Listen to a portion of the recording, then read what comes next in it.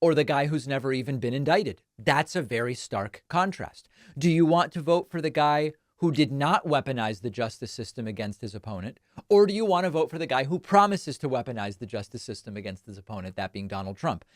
There has been a reaction from some of, now that Trump was convicted, he's going to win. This helps Trump.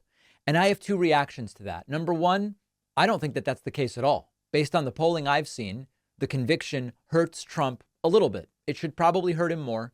Based on the polling, it hurts Trump a little bit. But more importantly, we don't deliberately miscarry justice because we suspect there's enough completely insane people in this country that they're more likely to vote for Trump if he's convicted. Those people may exist. I don't think they're a large number.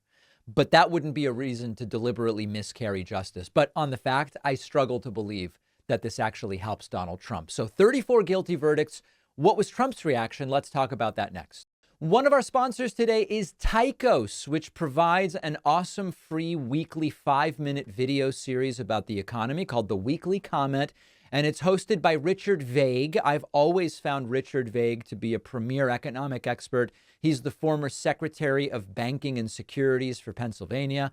And every week, Richard is covering economic topics that keep you up to date, really looking at the key economic issues of our time: U.S. debt, income inequality, forecasts for the American economy, economic challenges that are facing Europe and China, innovative policy ideas. Richard is the author of economic bestsellers, including A Brief History of Doom, The Case for a Debt Jubilee, and his newest book, The Paradox of Debt, which is a really interesting look at how government deficit spending in the U.S. during the pandemic era mostly benefited the top 10%. The $6 trillion in government deficit spending in the U.S. in the nearly 3 main pandemic years increased household wealth by $31 trillion. That's the paradox of debt, according to Richard Vague. And in his weekly video series from Tychos called The Weekly Comment, Richard is excellent at taking really complicated economic issues and making them accessible to anyone.